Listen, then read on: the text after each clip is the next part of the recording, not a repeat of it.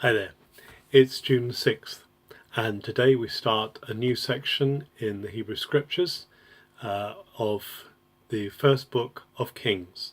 And again, in the Hebrew structure of Scriptures, like Samuel, this book is part of the former prophets, the Nevi'im Rishonim. We're starting off with the ending of a story, really, at the beginning of this book, which is the story of David and the transition of the kingdom to the next monarch. David is very old, he is getting cold, he's dying, and even the ministrations of a beautiful young woman don't seem to make any difference to him. He's not warmed, and he's obviously on the way out.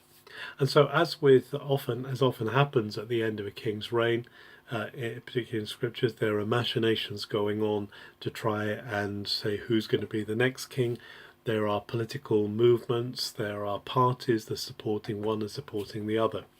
So one of David's lesser known sons, Adoniyahu he's called in Hebrew, Adoniyahu gets the support of Joab, who is the commander of David, and one wonders whether Joab is supporting Adoniyahu because Adoniyahu is a not so well known character, and Joab maybe sees himself as having the possibility of manipulating that.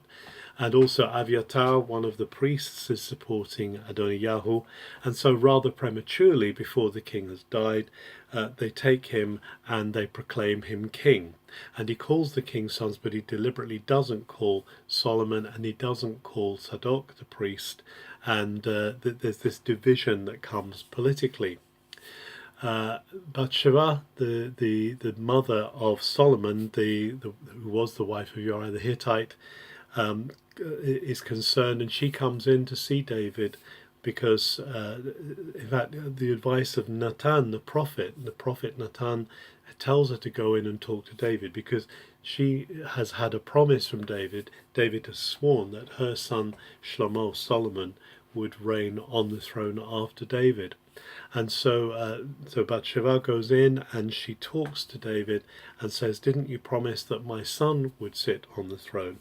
And then Nathan comes in after that, and the priest Zadok, and also Benaiah, one of the mighty men, and also the mighty men of valor, these warriors of David, all support Solomon and what has been asked.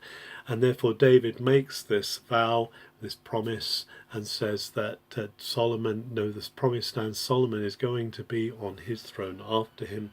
He makes this vow before the Lord, and he brings in Nathan the prophet and Zadok the priest, and they anoint Solomon the king.